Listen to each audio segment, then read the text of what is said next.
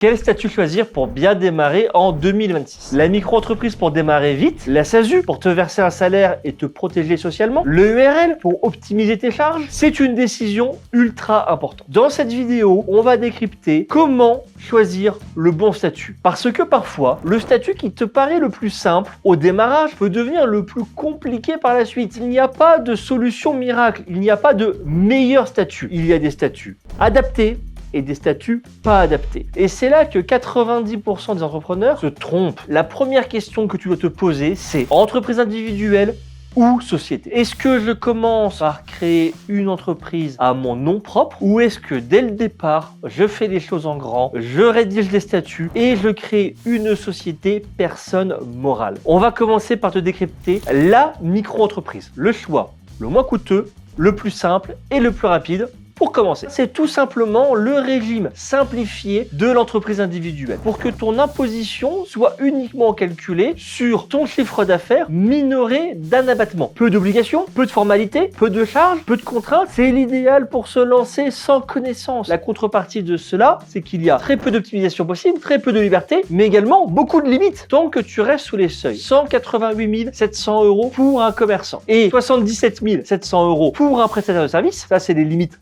de chiffre d'affaires. Ce statut, pourquoi pas? Deuxième chose dont je préfère te prévenir, attention, le seuil de la TVA, lui, qui est moins élevé que le seuil du chiffre d'affaires possible. Pour un commerçant, 85 800 € et pour un prestataire de service, 37 500. Ça signifie que peut-être tu as le droit d'être en micro-entreprise, mais que tu vas te mettre à déclarer la TVA et donc à t'ajouter des contraintes déclaratives et fiscales qui vont être les mêmes que tu pourrais avoir dans un autre type de société. Et là, déjà, tu perds un petit peu de l'intérêt de la substance de la micro-entreprise. Pour continuer à y voir clair, on passe à l'étape suivante. L'entreprise individuelle, mais celle au régime d'imposition simplifié ou réel, c'est-à-dire pas la micro-entreprise. Deux types d'imposition possibles. L'IRPP, impôt sur le revenu des personnes physiques, ou l'IS, l'impôt sur les sociétés. L'impôt sur les revenus s'applique aux revenus que tu as et donc le chiffre d'affaires minoré des charges va donner l'imposition de la structure et tu vas l'ajouter à tes autres revenus personnels de ton foyer pour que ça fasse ton impôt sur les revenus global, ou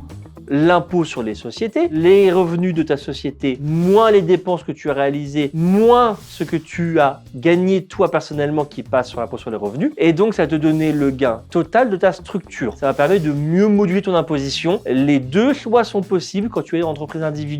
Maintenant qu'on a vu micro et entreprise individuelle normale, on va parler de la société. La société, c'est la structure avec une personne morale qui est créée spécifiquement, plus aboutie, mais aussi également plus de formalisme et plus d'obligations. Elle va t'offrir une meilleure structure juridique, c'est-à-dire un cadre légal plus important, plus structuré pour que tu fasses ton activité en te dissociant de toi personnellement qui tu es. Et la structure ne va pas porter ton nom, elle va porter un nom que tu choisis. Et en cas de risque, tu seras limité au capital social que tu as donné initialement. Dans les sociétés, on va retrouver différentes catégories. EURL, SARL, SASU, SAS, mais également la traditionnelle SCI. Maintenant qu'on a passé en revue rapidement les différentes formes entreprises individuelles et sociétés, on va parler du choix le plus important que tu dois faire. Est-ce que tu pars seul ou à plusieurs? Là encore, il n'y a pas de bonne réponse. C'est ton choix, c'est ton projet, c'est toi qui décides. On commence si tu entreprends seul. Tu peux avoir le choix de partir avec la structure la plus simple et l'entreprise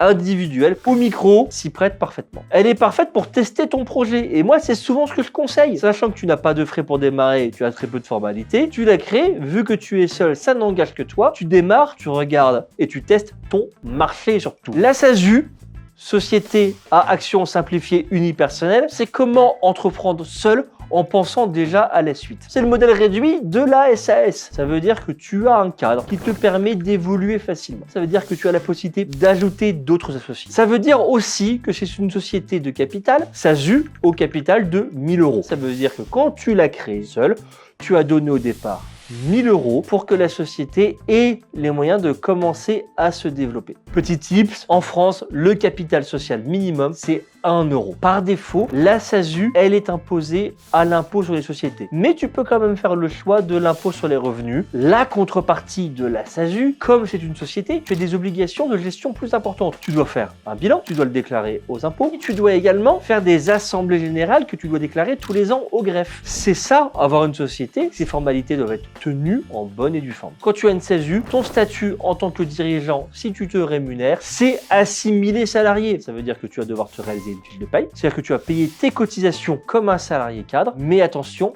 pas le chômage.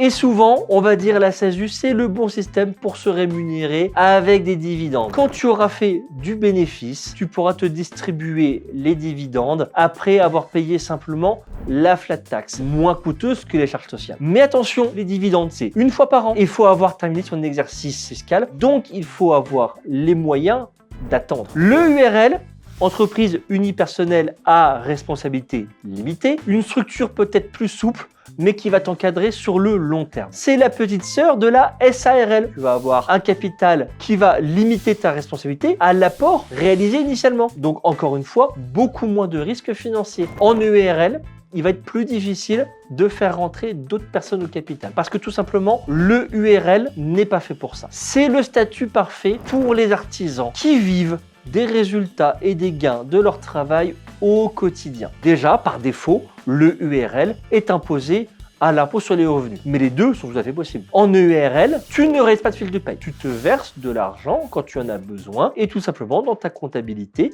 on va récapituler tout ce que tu as touché au cours de l'année fiscale pour pouvoir le déclarer à la fin de l'année. Tes charges sont moins élevées, mais attention, tu cotises comme un indépendant. Moins de couverture sociale, moins de couverture vieillesse, mais moins coûteux. Tu perds cette logique de rémunération un petit peu en salaire, puis le reste en dividende annuellement. Mais tu vas gagner en liberté et en coût. Petite info quand même, je le précise, ton patrimoine personnel est toujours bien séparé de ton patrimoine professionnel. Maintenant qu'on a vu les cas où tu entreprends seul, on va parler des cas où tu vas pouvoir entreprendre à plusieurs. On va commencer par la SAS. C'est le statut star actuellement. Pourquoi? Parce que dans la SAS, tout est possible et on peut rédiger des statuts beaucoup plus librement en incluant les clauses que l'on veut et les relations que l'on veut avec ses associés. Je te conseille quand même de consulter un professionnel du droit qui va t'aider à rédiger correctement. La société, elle, en SAS, elle est dirigée par un président. C'est le garant, le responsable légal. Mais il peut y avoir également un directeur général dont les pouvoirs sont un petit peu moindres. Le dirigeant dispose d'un statut d'assimilé salarié, comme on l'a vu précédemment avec la SASU, c'est le même cas. Par contre, les autres vont pouvoir